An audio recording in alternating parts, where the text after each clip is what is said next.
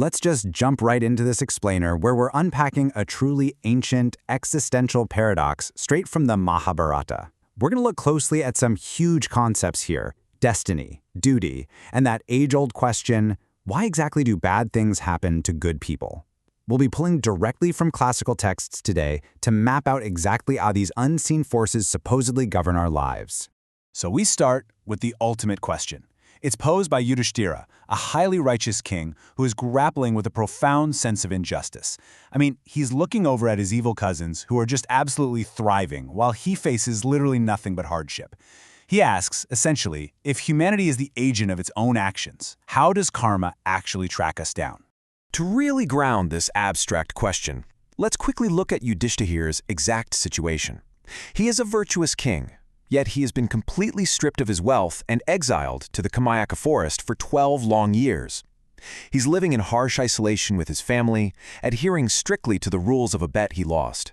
Meanwhile, his corrupt enemies? They're ruling his kingdom of Hastina in total luxury. It's the ultimate test of character. Section 1. Krishna's Counsel. The Weight of Virtue.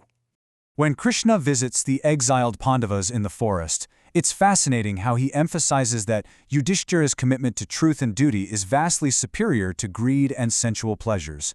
Krishna praises him for not swerving from virtue, pointing out that his best delight has been charity, truth, and patience, not just the blind pursuit of power. He's basically saying, you know you are winning the long game by maintaining your integrity when literally everything has been taken from you.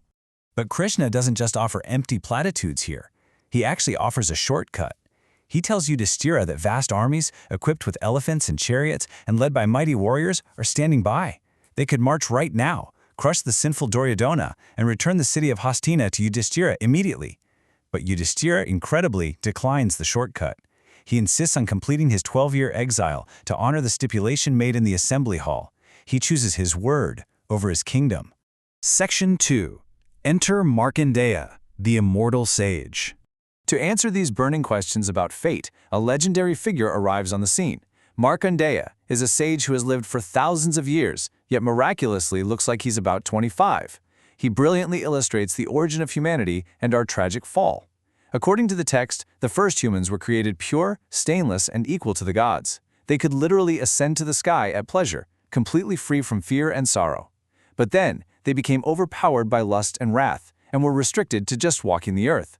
After that, overwhelmed by greed, they became dependent on falsehood and trickery. Finally, they devolved into a short-lived, sinful existence, plagued by disease and reaping the fruits of terrible deeds. It's a pretty stark explanation for why the world is so full of suffering today. Section 3. The Mechanics of Karma. How actions follow the soul. So, how exactly do actions from a previous life follow a soul into the next? Well, Markandeya explains the mechanics using this concept of the subtle original body. Think of this as a sort of spiritual ledger, or maybe like an invisible backpack. He explains that after death, a person quits their frail outer body, but they never remain non-existent for even a single moment. This subtle body carries the entire accumulated store of a person's virtue and vice straight into their next existence. I absolutely love the vivid phrasing from the source text here. Markandeya says that in a new life, our past actions follow us invariably like a shadow. This shadow is what fructifies to make a person's new destiny happy or miserable. It's an inescapable, perfectly calibrated system of cause and effect.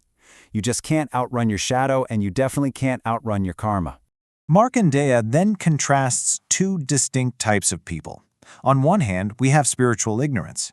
These folks are bound to this immutable destiny, blindly swept away by the fruition of their past actions, whether good or evil. But on the other hand, we see the path out. Men of high spiritual perception actively subdue their passions. They practice yoga to become free from fear and sorrow, and with spiritual eyes, they recognize their soul's relation to the Supreme Spirit. They manage to step right outside that cycle of blind fate. Moving on to Section 4, the Matrix of Happiness, the Four Paths. Markandeya then lays out a fascinating, highly structured framework that categorizes how humans experience happiness. Let's walk through this ancient data matrix together.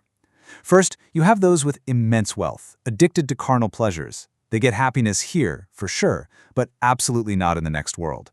Second, the ascetics who impair their bodies and study deeply. They find no material happiness here, but they attain it in the next world. Third, and this is really the sweet spot, those who live a pious life, virtuously acquire wealth and perform sacrifices. They attain bliss both in this world and the next. Finally, the foolish and ignorant, who neither acquire knowledge nor wealth, just strike out completely. No happiness here, nor in the next world. It's a very pragmatic, logical look at cosmic risk and reward. And finally, Section 5, the cosmic purpose, a reassurance in suffering. Markandeya brings all of this profound philosophy back down to earth to address Yudhishthira's immediate pain, revealing a massive paradigm shift. He tells Yudhishthira that he and his brothers are not just unfortunate victims of bad luck. No, they are actually valiant beings who came from the other world specifically for a cosmic mission, to exterminate the wicked and serve the purposes of the gods. Their exile, their intense suffering, and their adherence to virtue are all just preparations for great deeds that will ultimately lead them to the supreme region. Which brings us to this incredibly powerful reassurance. He tells the king that this affliction is actually for his ultimate good. It totally reframes suffering not as a punishment, but as a crucible. So I want to leave you with this to ponder. When you are facing your own inexplicable hardship, are you viewing it as a random curse? Or is it just possible that your struggles are actually preparing you for a purpose you simply can't see yet? Thanks for joining me on this explainer, and keep questioning the shadow of your own actions.